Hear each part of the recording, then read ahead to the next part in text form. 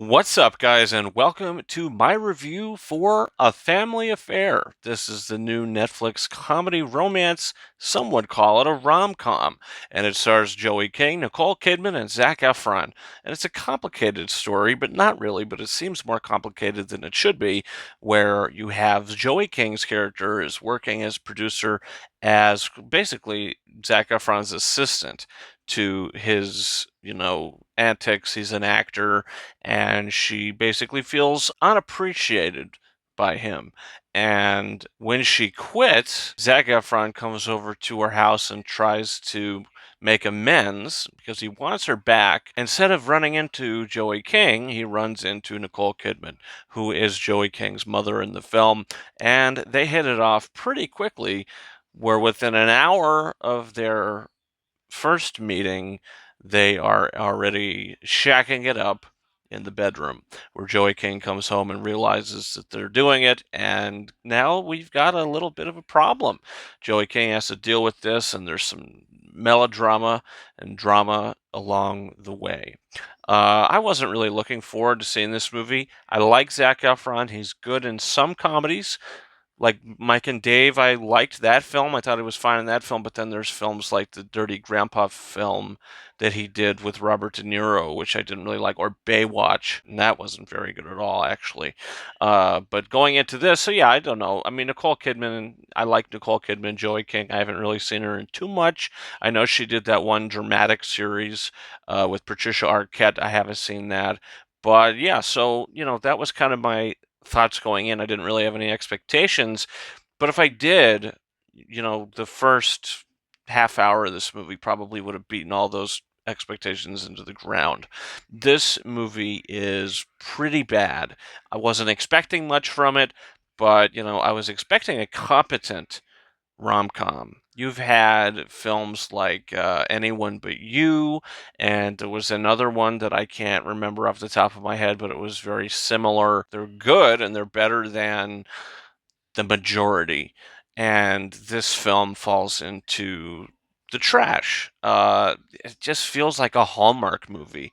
A lot of the time, it feels like you're watching something on the Hallmark Channel.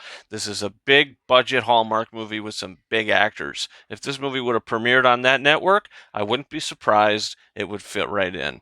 That's how bad the screenplay is. And it's pretty cheesy as well. At times, it's like, just like a lot of the lines and the line delivery just doesn't work. Nicole Kidman's picking up a paycheck for this movie. She does not care. It doesn't seem like she does anyway. Maybe she did, but it seems like she's just here to pick up a paycheck.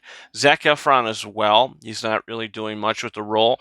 The one who's trying the hardest is Joey King. And you could tell she is really trying in this film. She's the lead, and you have to kind of follow her throughout the film, and she's fine in certain scenes, but more the dramatic scenes. I feel like when the comedy stuff happens, she's not great. Put her more into dramatic roles because I feel like she would do better in a dramatic role. And like I said, that show with Patricia Arquette, she was, that was a dramatic role for her, and I've heard good things about that. So I feel like she should do more dramatic stuff, because this just didn't work. The story didn't work. There was too much going on. It got a little too complicated for its own good.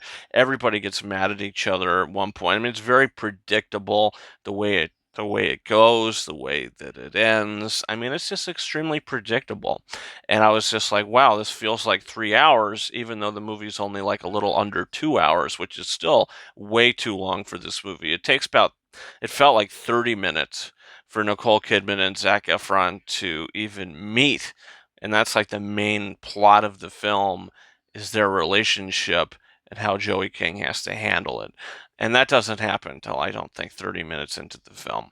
So, there's a lot of problems with it. It feels like a Hallmark movie. It's very predictable. It feels very long. It's very slow. It drags along. Kathy Bates is picking up a paycheck in this as well. And look, in the end of the day, I couldn't recommend this to anybody, but if this is your type of film, just like a sappy, cheesy little Hallmark film, maybe that's your type. Maybe that's your cup of tea. And if it is, this movie's going to 100% work for you. But I feel like more of a casual moviegoer going to see this, you might feel sick to your stomach by the end of it. I'm going to give the movie 1.5 out of 5 stars. I mean, like I said, Joey King is trying. Other than the comedy stuff, she's good in the dramatic stuff, but the script just isn't great. Nicole Kidman's picking up a paycheck, like I said, and Zac Efron, he's going to continue to do roles like this, I guess, because they're easier to get. But he needs to do more dramatic stuff. I think he should have gotten an Oscar nomination for his role in The Iron Claw, which was one of my favorite films of last year. So for this, I believe this is his follow-up to that. Guys got to get paid, I guess. So that's my thoughts on A Family Affair. Guys, comment down below. Did you see the film?